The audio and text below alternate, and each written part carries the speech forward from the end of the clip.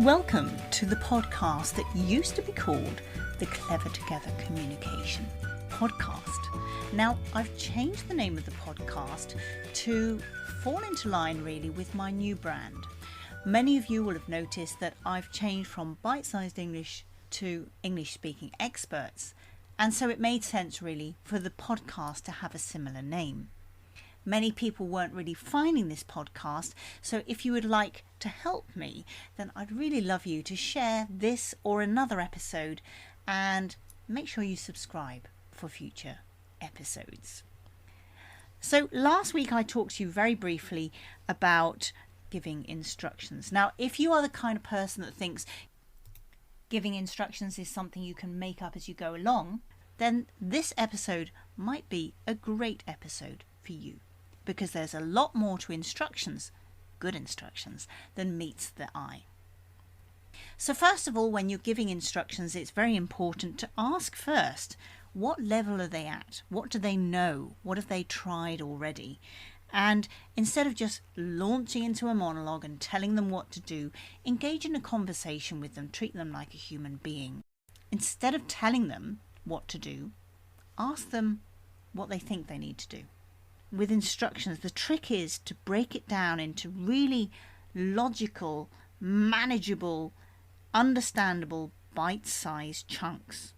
It's better, if at all possible, to give them some kind of instructions in writing. There's two obvious reasons for this. The first is that they can use it as a reference to go back. They can refer to it later.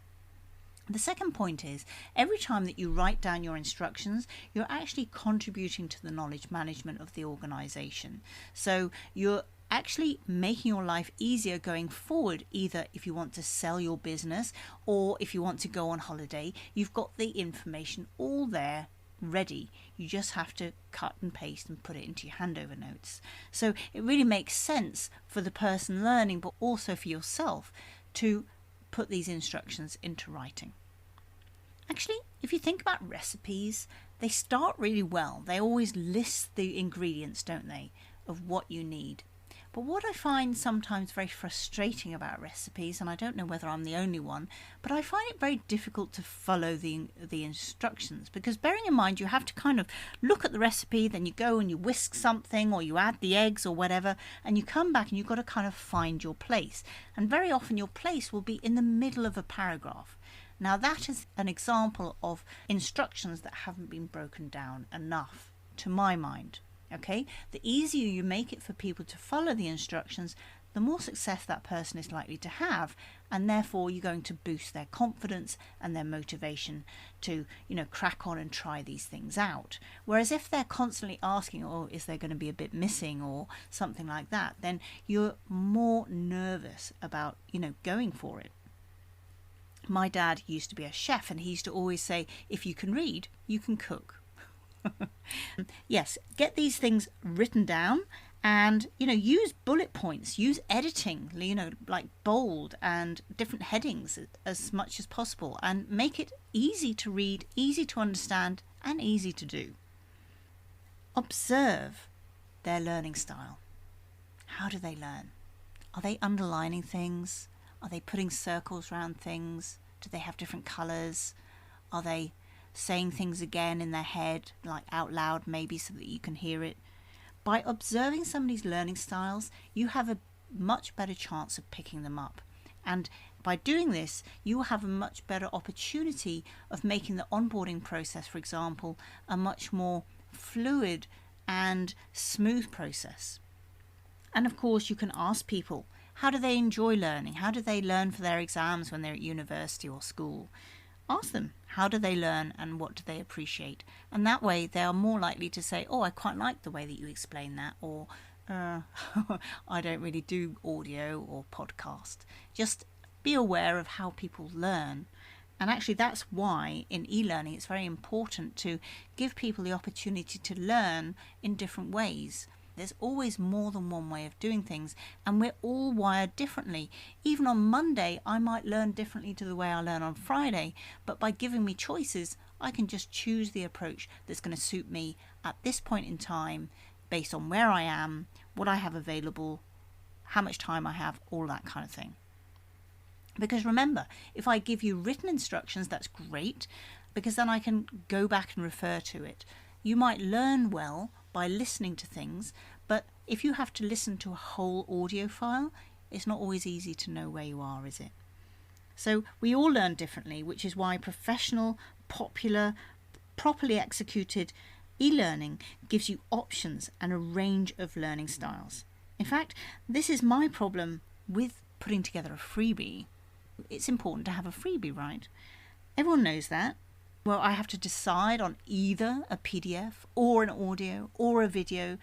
Makes me feel restricted, like I'm denying my audience of that versatility. So yeah, I can do a PDF, but those people who love to read, they'll love it. They can skim it, and that's no problem. But other people might prefer like a private podcast, the auditive learners, and many of you might well be auditive learners because you've chosen to listen to this podcast episode. But you, as my treasured podcast listener, might be less interested in a PDF, for example. Although you might enjoy listening to podcasts and other audio content whilst you're on the go, when you're in learn mode, you might prefer to write things down, or you might prefer to be able to go back and skim the instructions again. So I provide comprehensive show notes, for example, on my website. I've been doing this for the last 4 or 5 episodes. So you'll find that at EnglishSpeakingExperts.com. And that's when I can challenge you with games and quizzes and different learning activities. And of course, the communication call to action is designed to push you affectionately from passive listening to active learning. Because we all know that experience is the greatest teacher of all time, isn't it? So although this is a monologue, it's just me talking to myself, but I really try and pick you up. I try to speak with your goals, your challenges, and your frustrations in mind. So you need to engage with your audience and really kind of tackle the topic at hand. That's why I like to ask questions. It's all about pulling you in, just in case you've drifted off for a few moments. Because, ultimately, I think you have to be realistic about this. This is especially important for audio learning because as we listen, most of us are doing something else. It's our job as sharers of knowledge not only to inform or educate, but also to a certain extent to entertain. Edutainment is what they call it. So it just makes it easier to learn if it's enjoyable. And when I was working for the Vereinsbank, we were put into kind of cultural and linguistic duos. And I like this because I like learning from other people, So there would be an American with a Brit, or a South African and an Irish person.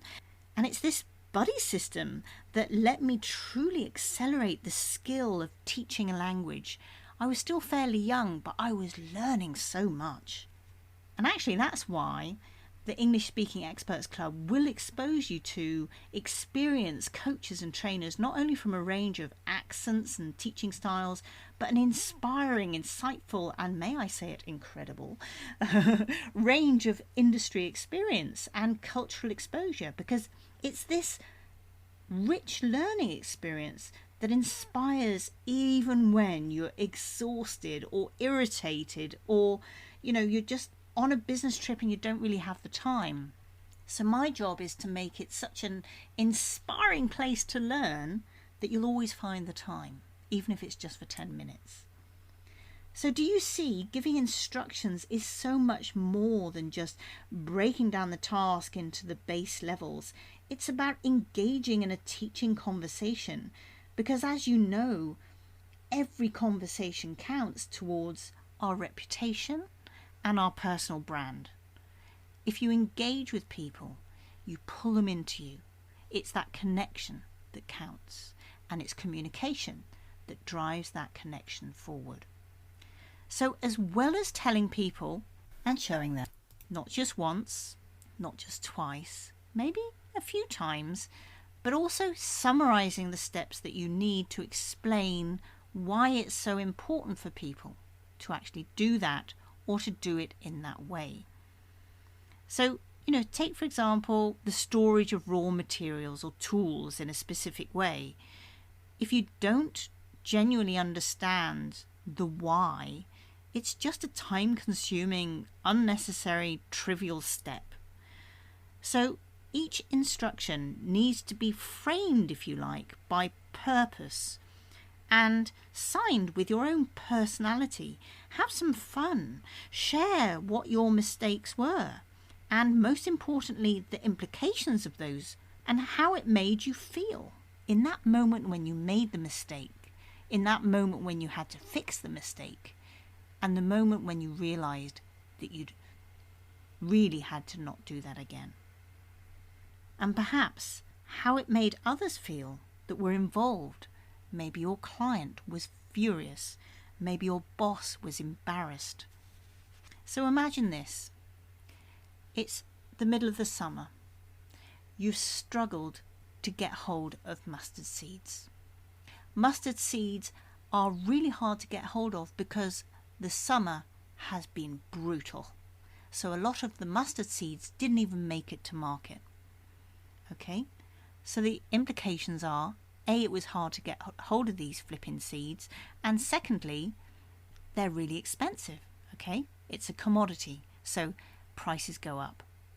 So if you're the buyer for mustard seeds and you've spent hours on the phone testing new products and so on, going to new suppliers, making sure everything's working, finally you have them in the place that you're going to be producing this mustard, right?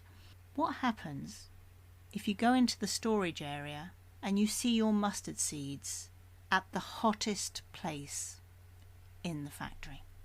The place where they're going to be trashed and made redundant. Bearing in mind, you cannot get hold of any more. Do you see what I just did? I painted a picture. I told you a story. I pulled you in to my emotions, my frustrations, my passion for getting these mustard seeds, and to show up and see that those mustard seeds were being stored in a really ridiculously stupid place would drive you crazy, wouldn't it? But the problem is, if you only need staff for, say, 6 weeks over the summer period when people are off on holiday, can you see how that can all go very, very wrong? By not taking the time to instruct your temporary staff, you could really have a problem on your hands. So even temporary staff need to be the recipients of great instructions. If people understand the significance of what they're doing and learning in the bigger scheme of things, if they get the bigger picture, you make them realize that they are not just a number. They are not just an insignificant, anonymous, irrelevant cog, but they are an integral part of the system, a face, somebody who belongs. Low-skill people tend to also be low esteem. And let's face it, repetitive tasks like on a factory conveyor belt need to be motivated. They're repetitive. You do the same thing again and again and again. It's not interesting, but it is important. So those people have to be picked up with more explanation and more motivation. So motivation and clarity with an eye on the goal are the key. What's missing might well be a dose of storytelling, but that deserves a podcast episode of its own. So be sure to subscribe to the show, the new show, Experts Speak English. Your communication call to action this week, though, is to review the last instruction giving performance that you had. I want you to really think about it. What did you say? Did you show them or did you tell them? Did you ask them questions or just give them a list of things to do? Really analyze it and run it through in your head and make at least 3 optimizations. And now the next stage is to look for an opportunity to roll that out again, to give these instructions whether it's again to the same people or as part of your onboarding program to optimize that onboarding program, or even if it's something, like getting your husband to apply his engineering know-how to operating the washing machine. The ability to give instructions will save you time. It will save you frustration, energy, leaving you with more time and headspace to do what you do best. Because remember, you are the expert. That's a win-win situation. You'll have the time and less stress, and the person equipped with this new knowledge and skill to take on a new responsibility will feel valued, appreciated, and trusted. This is a motivational masterpiece. If you want to have the full Monty of vocabulary and all that juicy stuff that goes with this podcast, then head over to English Speaking Experts /podcast and you will get a link to this week's show notes. I look forward to seeing you very soon, and all that remains for me to say is be the very best communicator that you can be. It's Corinne Wilhelm from Experts Speak English.